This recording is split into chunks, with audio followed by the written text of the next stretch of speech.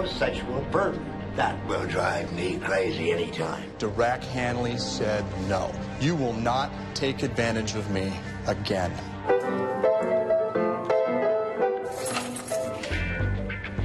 The victim was lying on his back when he was stabbed. Well, that's manslaughter or second degree. That's not self-defense. The main argument is self-defense.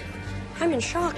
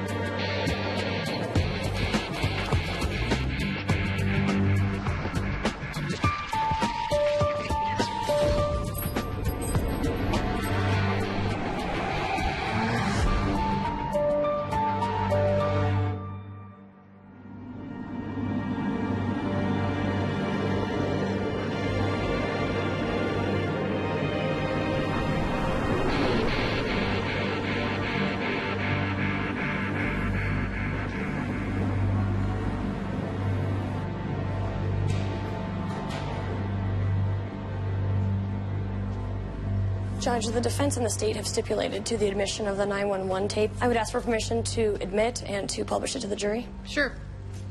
It's admitted, and you may publish.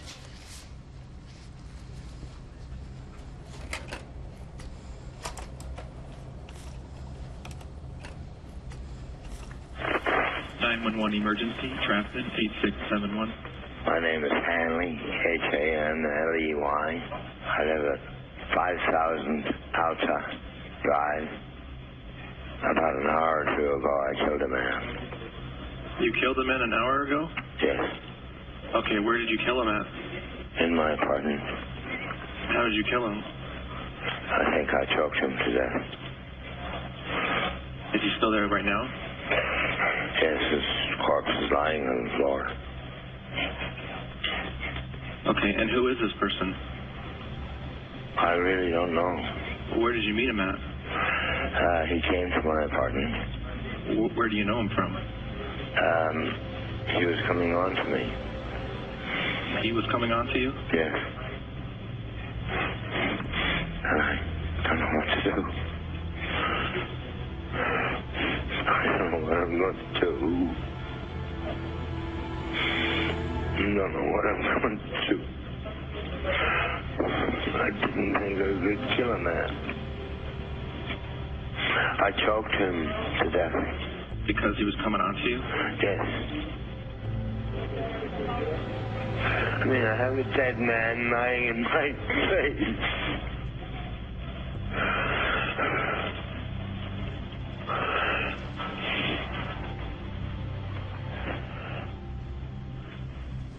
As I started to walk him to a patrol car parked out in front, he started yelling, "I'm a murderer.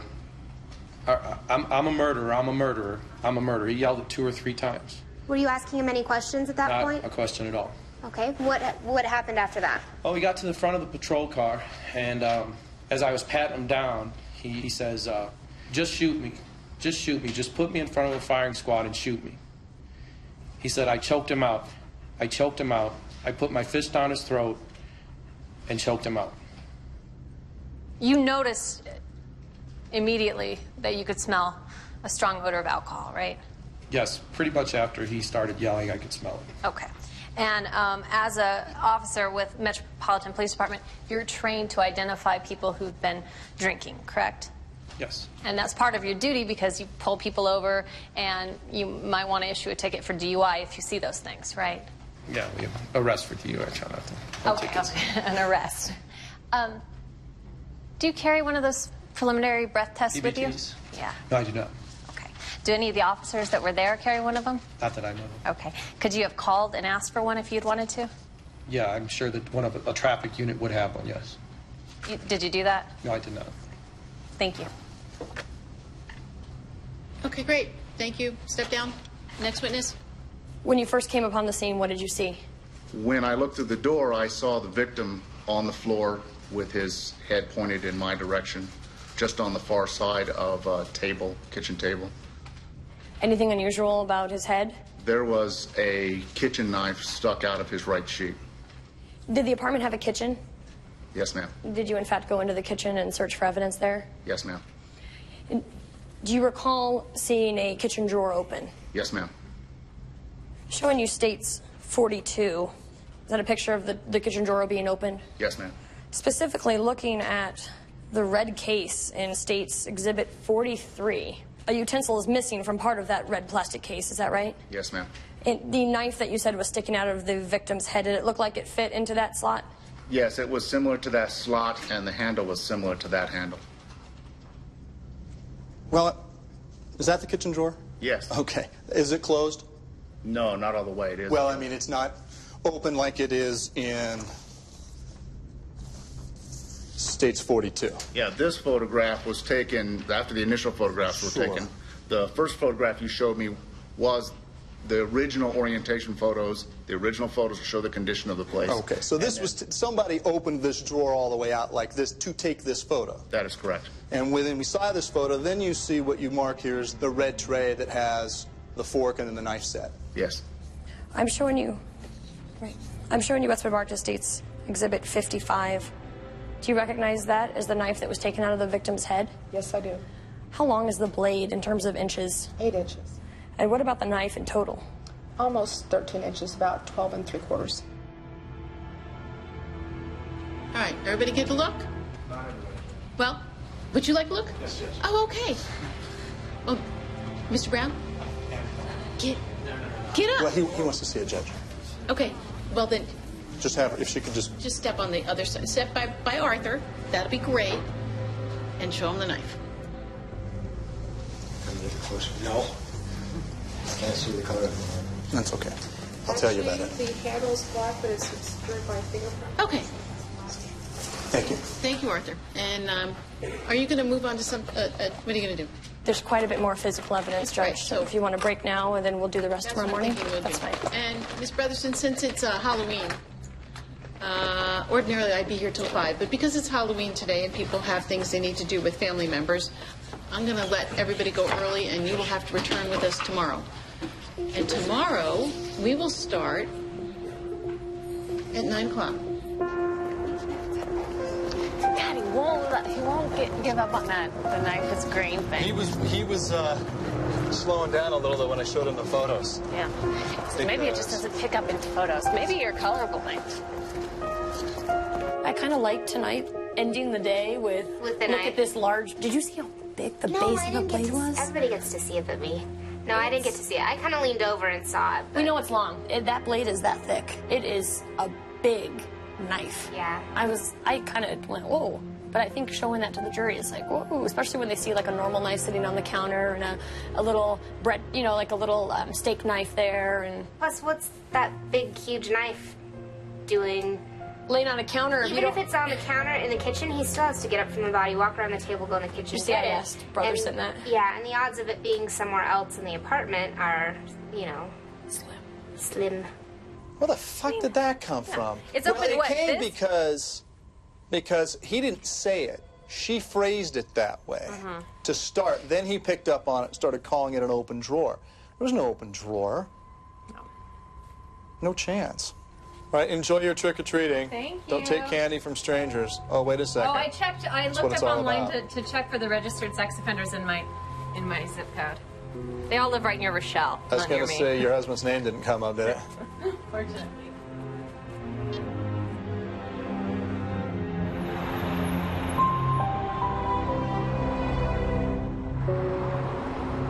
How old is your son now? He just turned 2. 2. What do you do during your working? You put him in childcare? Right. He's in a daycare Daycare. really close to my house, and he learns so much from there. The things he picks up. I used to have him watched by a woman who would literally just watch him and not really interact with him. So the stimulus that he gets at this daycare is great because you can see the results of the environment that he's been in every day. And now they're fairly good kids that he's with? Yeah. That's important. That is important. My comment to pretty much any new parent, friend of mine, is that I never realized how much my own parents loved me until I had my own son. Well, how's your mother? She's good. She's obviously she looks fantastic, and she's taking care of a woman with Alzheimer's in a beautiful house overlooking the Pacific. And that's where she lives, too? And she lives there. Oh, that's nice. It's and she comes to visit me in my house. Yeah. After I finished college, I bought a house a couple years later, and I'm very proud of that. I think I was only 25. Yeah. And yes, your aunt told me about it. Oh, okay. Well, you said your hotel is just across the street from here? Yeah, it's called the Golden Nugget. Oh, the Golden Nugget, yeah. That's on the main street on, well, what do you call it? Fremont? Yeah, Fremont District. But you want to hear the good news? Yeah. On my $40 blackjack wager last night, $325. You won? Yeah. Take it and run. Yeah, I know. Don't go back and give it back to them. Right. Yeah, well, I think when I get out of this place, I'm going to get out of Nevada. Good idea. I never liked the place anyway. Yeah. Well, Michelle, I'm going to let you go home and get some rest, and just keep your fingers crossed. Yeah. And if it doesn't turn out right, don't let it tear you down. And you don't either. Right. Yeah. Yeah. So let me say goodnight to Paul, and say goodnight to your mom for me. I will. Tell her I have the greatest respect for her. Anyway. I will. Okay. All right. Love you, Dad. Bye-bye. Yeah, Michael. How do you think the trial's gone as far as fairness, prosecution, defense? Well, the district attorney, the woman here, Mm-hmm. she's a regular witch.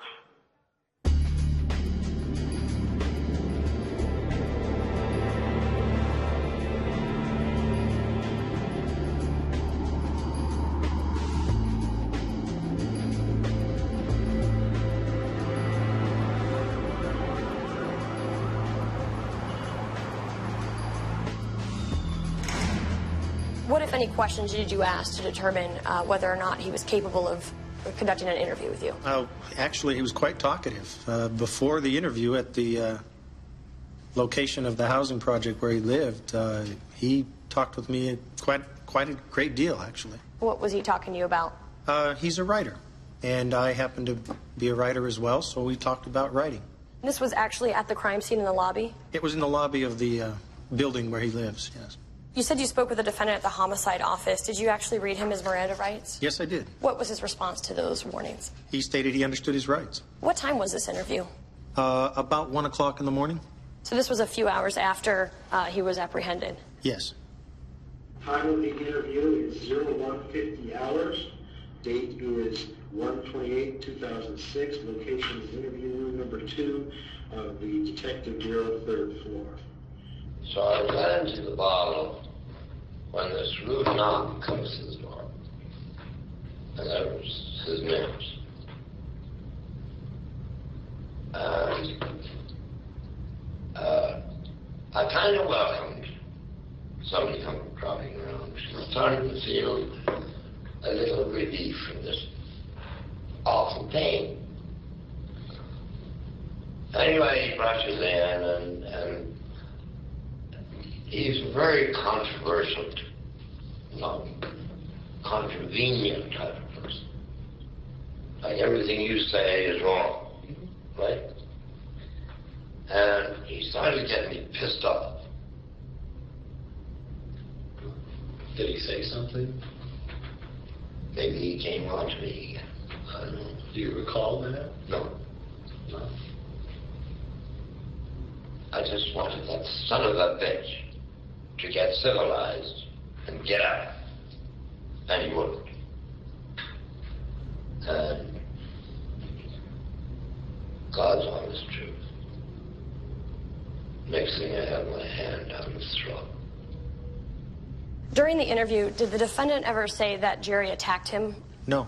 Did he ever say that Jerry was on top of him and choking him? No, he didn't. Did he ever say that he was in fear for his life? No, he didn't. At some point, did you leave the interview room? Yes. And was the interview considered over at that point? Yes. When you came back, did the defendant say anything to you? He asked me again if he had killed the victim. What did you say? I said yes. What did the defendant do in response? His reaction was a sigh, dropped his head and said, "That makes me a murderer." Pass the witness. Ms. Luem? Mr. Hanley told you that on a number of occasions he insisted that Spangenberg leave. Yes, Derac tells Spangenberg to get out, and Spangenberg says no. that's correct. That's what he said. And at some point, a physical fight ensues. Yes, Mr. Hanley told you he tried to punch me and I punched him back. yes, That Spangenberg fought vigorously. yes, he did. That Spangenberg landed blows on Derac's arms. That's what he said. And when you looked at Mr. Hanley, he did have scratches and red marks and bruising on his arms and his legs. Yes. And something that may have been a bite mark, but you don't know for sure. It was pretty indistinct. I couldn't tell for sure. Okay. I don't have any other questions. Anything else from the state? Is all your evidence admitted? Sandra? Judge, I believe that we've checked that all the evidence has been admitted and the state rests.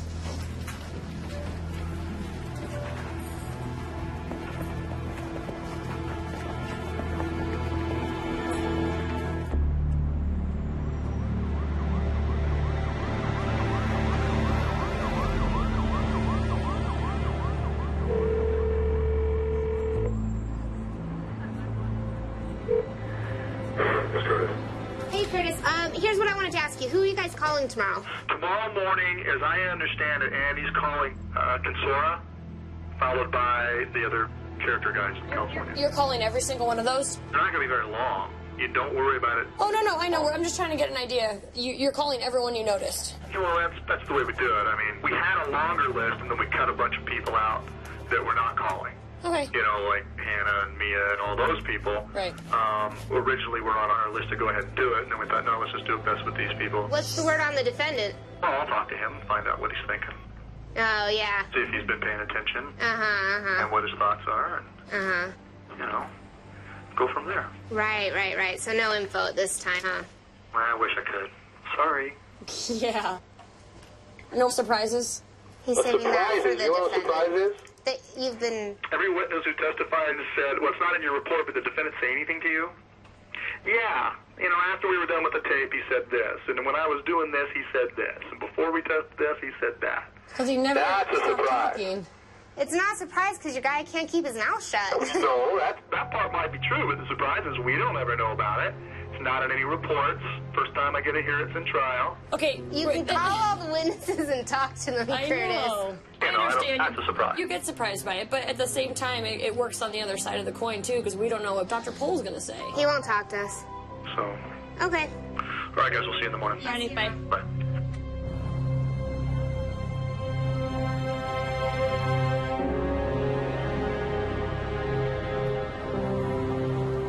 My behavior in here today has been a conscious effort to impress upon you that I'm not pleased the way it's going. I know that. But I've known that. Or the way you've been handling. Well, it's handled. I don't know what more you want done. When you say that it's in doubt as to whether you killed the person, killed Spangenberg. Now it is. Why now as opposed to... I'll tell you precisely why now. Okay. And you should have been working on this. Well, tell me. All right. When I faced the police, when I called the police and spoke to them in the office, and certainly immediately after this act, I was in a state of hallucination. Okay, keep going. They're basing a lot of their evidence upon what I said. Yes. I was hallucinating. You're supposed to have found that out. Well, how am I going to find that out when you don't tell me you're hallucinating? You've had two mind experts. Yeah, but see, that's the point. Whatever they've done. That's the point. They're not concluding you were hallucinating. Now, you did have some, and we've talked about this, and the experts say this, that some of your thought processes were based in delusional understandings, okay? Similar to hallucinating. When, you saw yourself putting your hand down. Putting my hand down, exactly. Clearly possible. I agree with you. But, delusions can come out of nowhere, or they are manipulations of reality. That's what Dr. Consor is going to help us with. That's a combination of the pain medication you were taking and the alcohol you were drinking. That we can explain. You're not 180, flip-flopping your story, but you're adding and subtracting things. We can prove that there are parts of your first story that don't make a whole lot of sense. The key is, how do we get the jury to adopt what we're saying now without just saying, oh, he's just making it up because he has to defend himself. You have to realize that people are going to have that perception. It's built in to their judgment. So the more we can corroborate, the better. Well, hard upon, you know, I mean, presentation, I think, is very important, of course. Yes, it is a presentation. It is. But you can put lipstick on a pig, and it's still a pig. Right. Yeah. Explain the same things to him so many times. Our next visit, we're just going to bring a tape from our previous visit. Yeah, that's what I was saying. And play it, because it's going to say the exact same stuff. Refer to conversation number 775. Yeah, he is adding some new crap. He cannot testify. I mean... He can't. He can't. He can't control himself.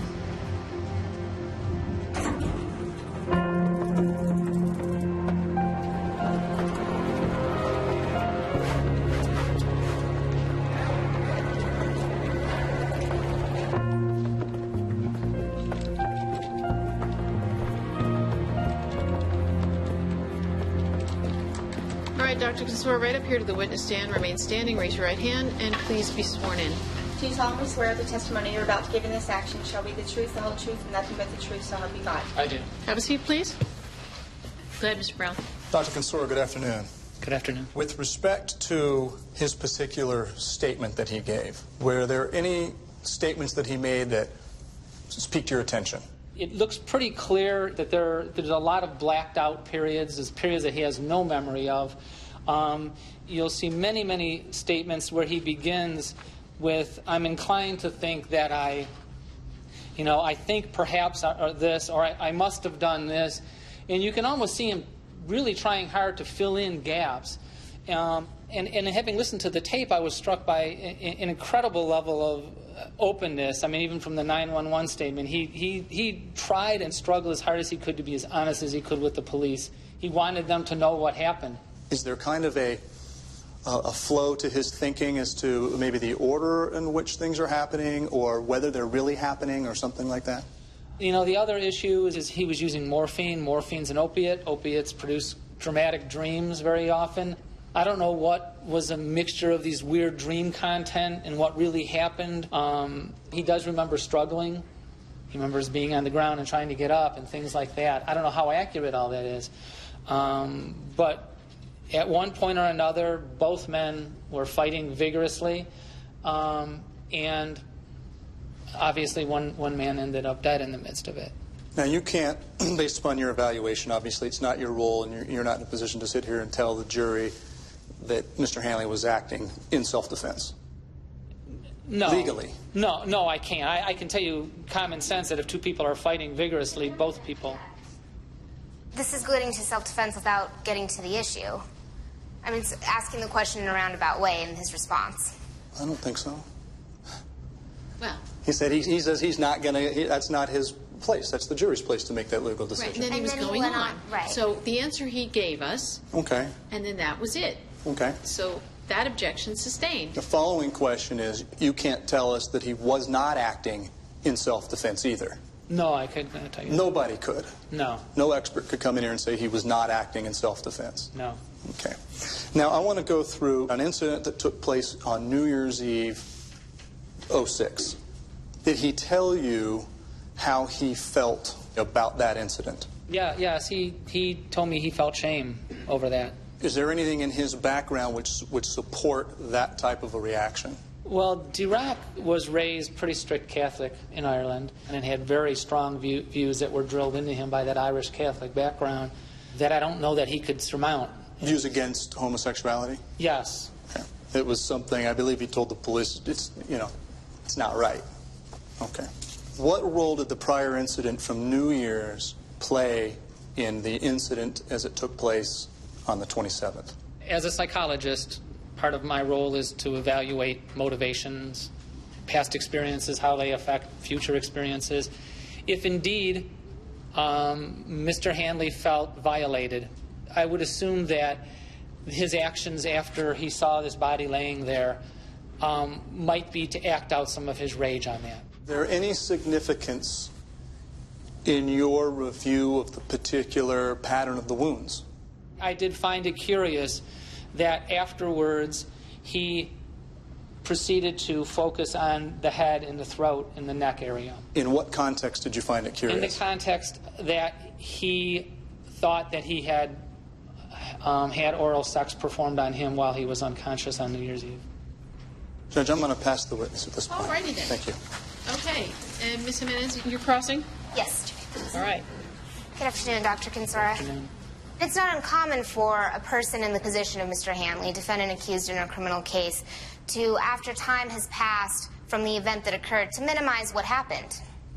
I guess that, I don't know if that's uncommon or not, actually, but I guess it could be uncommon. I don't see him minimizing a whole lot, though. That's the thing. Well, he's minimizing his role in it, don't you think?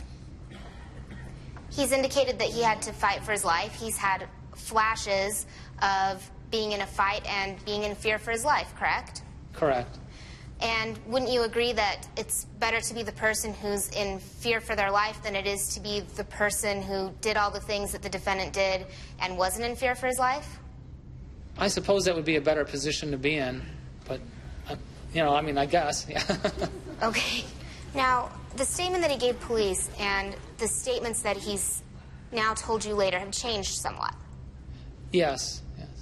He told the police that he had stuck his hand down the victim's throat and now says that he doesn't believe that happened because he doesn't think it's possible. Well, he just says he doesn't vividly recall. He says he knows he said it, but he doesn't vividly recall actually doing that.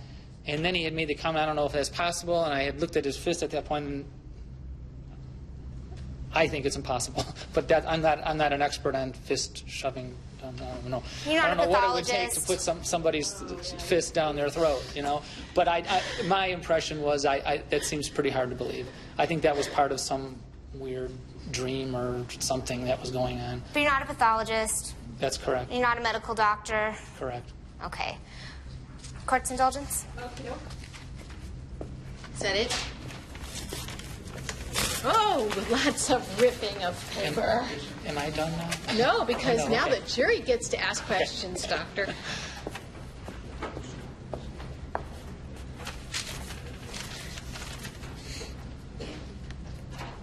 Okay, here we go. When/where did Mr. Hanley mention that he feared for his life? Do you remember where in the reports you read that? I don't think in his voluntary statement he specifically said that. In fact, I think on... Yeah, I don't think he said specifically, I feared for my life then. I think it was in my interviews with him, one of his flash memories was this intense fear in the middle of a struggle of some kind. And again, he wasn't real, he wasn't able to really articulate a whole lot more than that. These are just real brief moments of his memory that he's trying to recall. Okay. Doctor, you may go.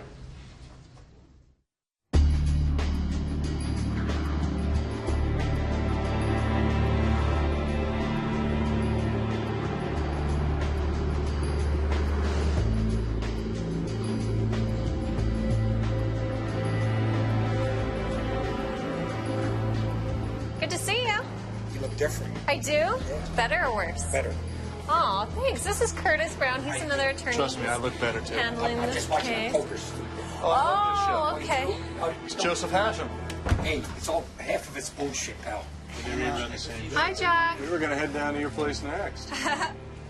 There's a chair right there. I'm Andrea. I'm the one that you've been talking to on the phone. This is Steve. You spoke to him as well.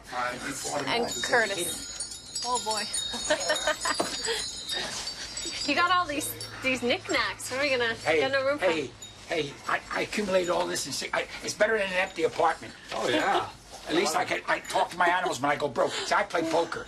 Oh, do you Poker play? and crap. I was a dealer. Man, I love to gamble and drink. That's the only reason I'm in Vegas. Which is your game? Texas Hold'em and dice. I bet against the 9. Yeah. I bet against the 9. 300 to 200. You know, I'm broke in 1 hour. Sure. And then for 30 days, I suffer. You should pick a new number. I'm a 9 man against, you know, wrong way, against the 9, 3-2. Pick a different drink. Oh, vodka, Grey Goose. Grey Goose. Grey Goose is a good drink. And scotch. Yeah, Grey Goose on the rocks, or do you drink it straight? Straight up, man. Lime? Little lime? Nah, I don't want to kill it. Let the rocks melt a little? I don't remember coming home half the time. Now, when you were with Rack, what would be the drink of choice? Well, he drank bourbon whiskey. He ever complained to you about this back injury or the sciatic injury or this just pain he would have in his back or legs? Yeah, he did. I knew that he had a lot of pain in his back. He loved to build shelves. Excuse my voice, I had throat surgery. They screwed him up. Yeah, they messed me up. His back hurt him a lot. Now, Jack, in the time that you've known him, one of the things that we're interested in is, had you ever known him, did you ever see him, observe him, or know him to be violent at all? Never, not once. And if someone were to ask you your opinion, basically it would be, do you have an opinion as to Mr. Hanley's propensity for violence? Would be similar how the words would go. I would say 0. Okay. Absolutely 0.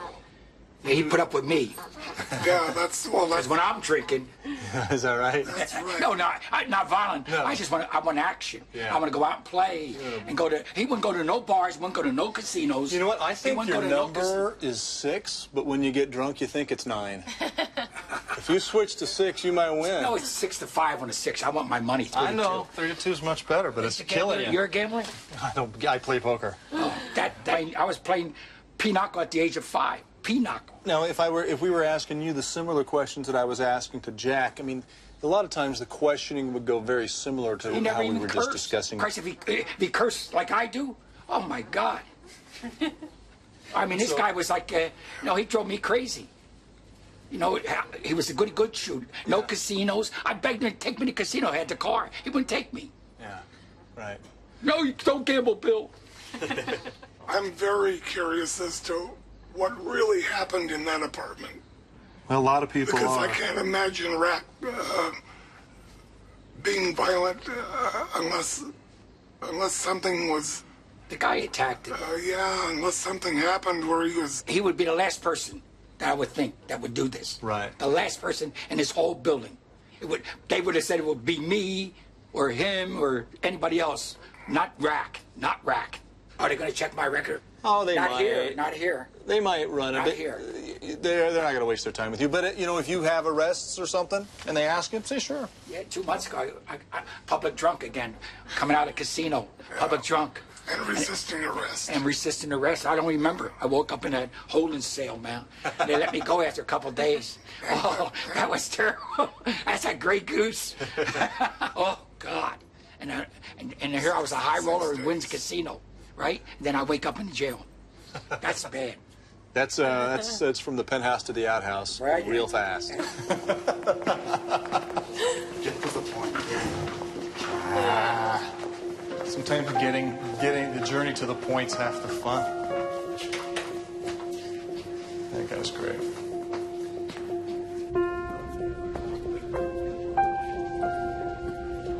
Remain standing, raise your right hand, and be sworn in. Do you solemnly swear the testimony you're about to give in this action shall be the truth, the whole truth, and nothing but the truth, so help you God? I do. Have a seat, please. Thank you, Mr. Matuza.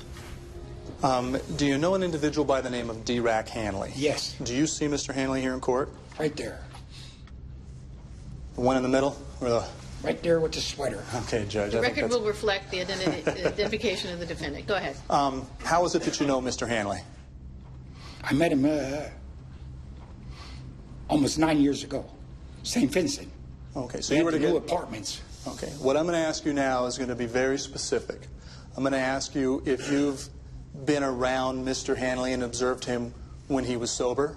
Yes. Have you been around and observed Mr. Hanley when he was intoxicated? Yes. Do you have an opinion as to whether Mr. Hanley is a violent person when he's sober? He's not violent. Do you have an opinion as to whether he's a violent person when he's intoxicated? Not violent. That's all I have, Judge. Okay, thanks. Ms. Tanasi? Thank you. Do you know someone by the name of Earl Jerome Spangenberg? I don't know who he is. If you give me a picture, maybe. But you've never seen him around the apartment complex? No. I don't know who he is. How long have you lived at Jamestown? 6.5 years. And you weren't there the night of the incident on January 27th? No.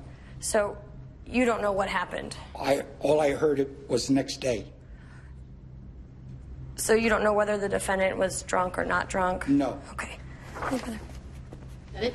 The only thing I had to follow was... Were you drinking, buddies? Yeah. Okay, that's all. Never in a bar, only an apartment. Okay. Thank you, Judge. That's all we have for Mr. Matusa. All right, Mr. Matusa, thank you. You can step down. Thank you for coming. Next. Jack Treadway?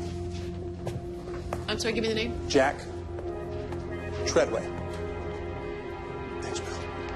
Let's cry.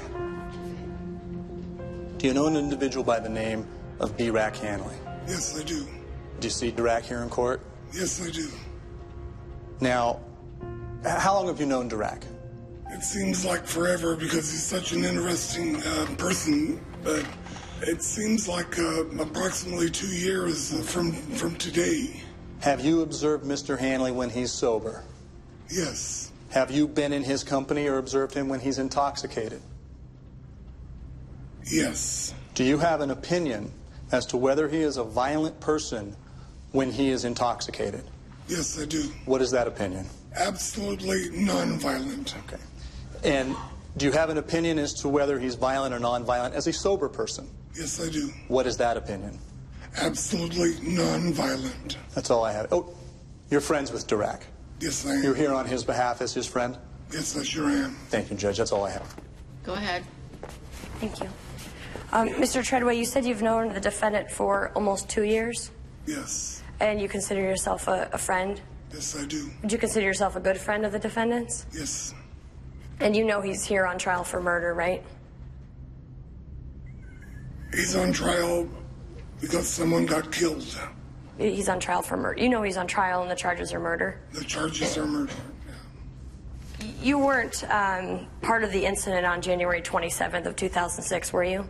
No. So you weren't inside the defendant's apartment that night? No. You don't know what occurred that night at all? Not at all. Okay. Nothing further. No questions, Judge? Thank you, sir. You may step down. Thank you for coming. Arthur.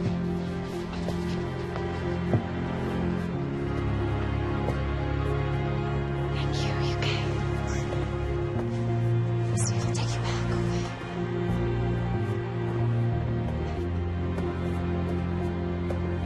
That's it. You did a very good job. But on our case, we're rated R. This thing's all intelligence. Resting, okay? Just trust me on this. Your Honor, that would conclude the presentation of the defense evidence at this time. So you're resting? We are resting. Okay.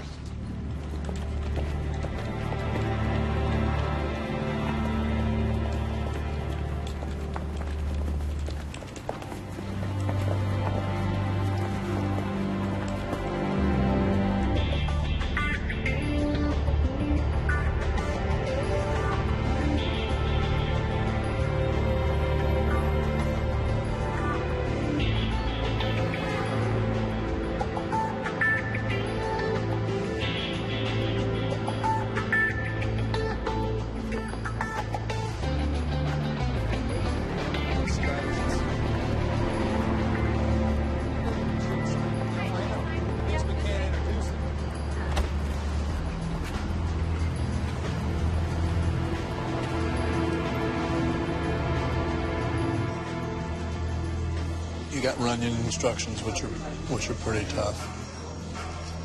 I know that because I just had them in my last trial.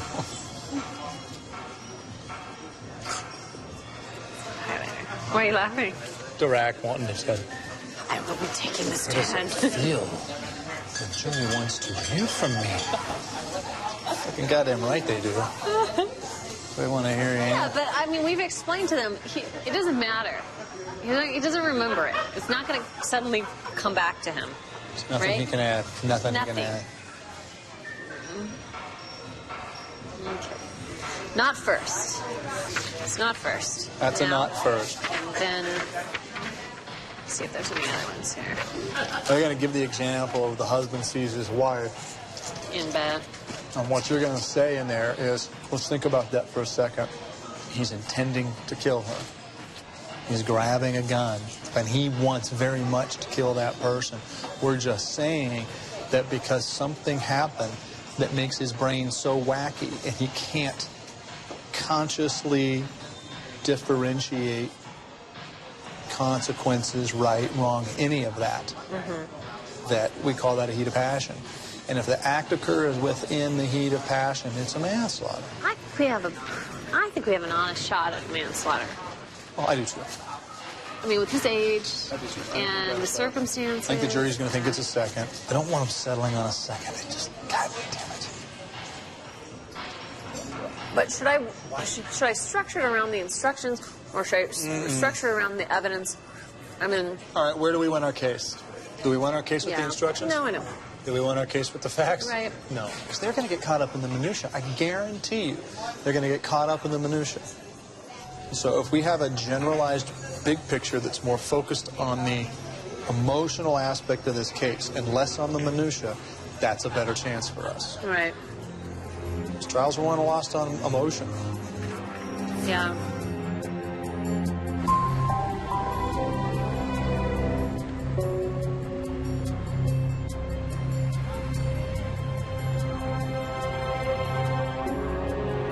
There is no evidence at all that the victim was trying to kill Derac Hanley that night, that he was trying to hurt him, that he was trying to cause him great bodily injury. None.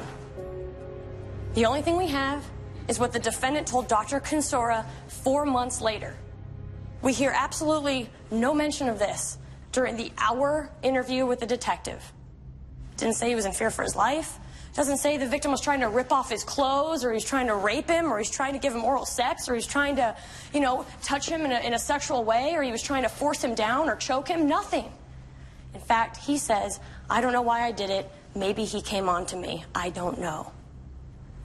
Because the defendant was thinking back to what happened at New Year's Eve. And just because it may have happened at New Year's Eve doesn't mean the victim was trying to come on to him again on January 27th. How do we know that the defendant had the intent to kill Jerry? We know that Earl Jerome Spangenberg was laying on his back on the floor of this man's apartment, incapacitated. The threat was over. Even if there was a threat to his life, it was over when the victim was on the floor on his back. The defendant said, no, I'm not going to let that happen because I hate this man so much for what happened at New Year's. And I'm offended by that. And you disrespected me. So you know what? I'm going to try to gouge your eyes out. But since I can't do that, I'm going to walk over to the kitchen. I'm going to open up a drawer. I'm going to go into my carving set and get my 13-inch knife. Picked it up, closed the door, walked back over to where the victim was laying, and he stabbed him. Over and over again, more than 20 times. Think about that. Think about how long it takes to stab, stab, stab, stab. That's 4. Think about more than 20.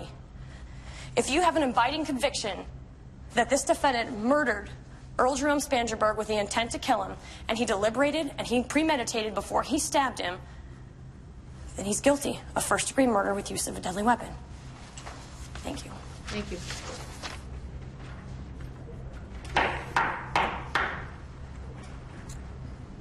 Jerome Spangenberg showed up at his door, came to him. He rushed in. And that night, Derac Hanley said no. Not again. I will not be taken advantage of again. He told Jerry Spangenberg to get out, to leave, to go away. And what was Jerry's response? I'm not going to take your fucking orders. The state makes this circular argument about not knowing really how drunk Derac Hanley was that night. They don't want you to believe him when he says that he drank the whole bottle, or that he took the morphine, or that he was very intoxicated. They want you to believe him when he says things like, I hated him so much I gouged out his eyes. I stuck my whole fist down his throat. Believe him when he says those things, but don't believe him when he says he drank a whole bottle. When he says that Jerry Spangenberg sexually assaulted him on New Year's Eve. And frankly, if you were going to make it up, wouldn't he have made up a better story? Maybe a story with a little more detail, story about how this man, Jerry, held him down and forced himself upon Mr. Hanley. He didn't do that. He told them what he remembered happening to him and how that made him feel. Derac Hanley is a 72-year-old man. His life has been full of many losses, but also of many wonderful things. A daughter who loves him, friends who care about him. Don't let this be the last chapter in his life. Thank you.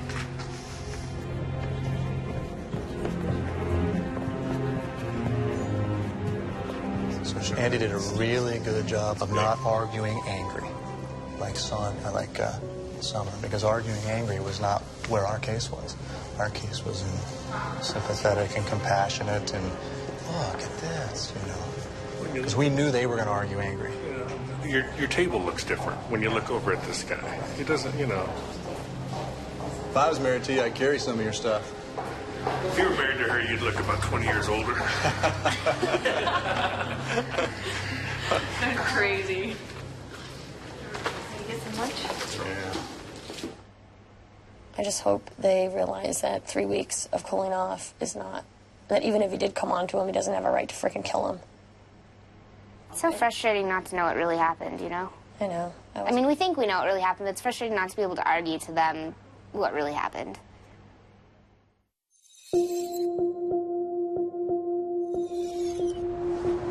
Hi, Amia. It's Andrea. They have a verdict. Yeah. No, we have to walk over. Yeah, so go ahead and head over. Get everybody together if you can. Okay, we'll see you there. All right, bye. Is that all we needed to call? Yep, she's got everybody. She'll get everybody together. Good deal.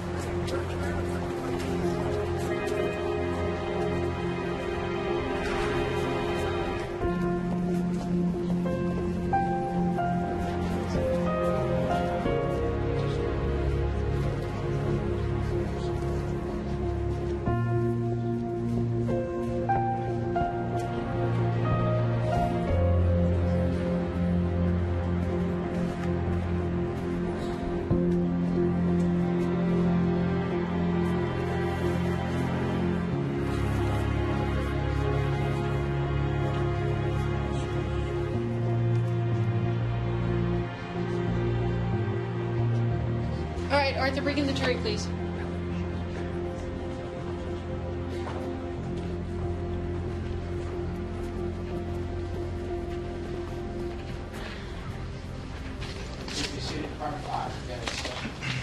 Thank you, Arthur. We're back on the record, State of Auther versus Hanley. And juror number 4, it's my understanding that the jury has reached a verdict. Yes, we have. Okay, hand Arthur the forms, please. Thank you. Thanks, sir.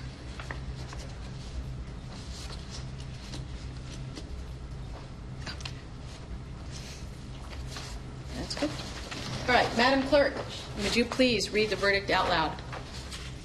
District Court, Clark County, Nevada. The State of Nevada, Plaintiff versus Derac Adrian Hanley, Defendant. Case number C-221038, Department number 5. Verdict. We, the jury, in the above entitled case, find the defendant, Derac Hanley, as follows. Count 1, guilty of second-degree murder with use of a deadly weapon. Dated this 3rd day of November, 2006. Juror number 4, 4-person. All right, ladies and gentlemen of the jury, thank you on behalf of all of us here for your time and attention. Take those badges off. Leave them in the chair first.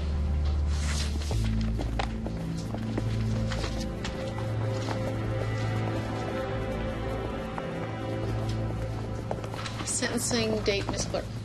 It'll be December 21st, 8:30. Thank you. We'll see you then.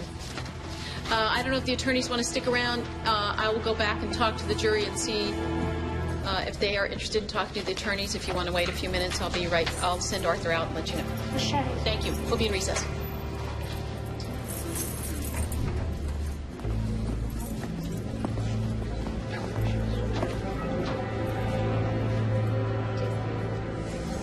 Pleasure. You guys. Yeah, it was really nice trying it with you. It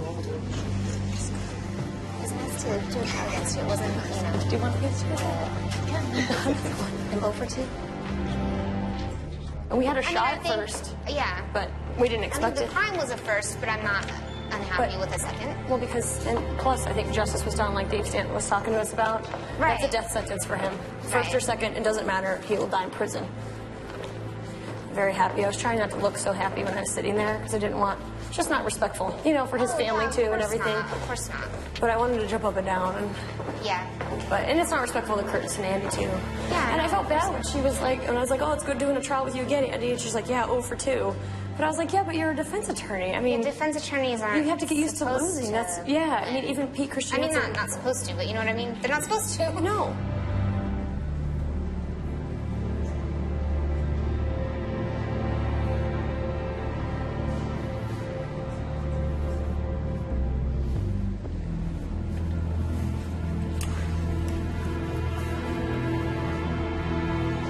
Okay, so do you understand what happened?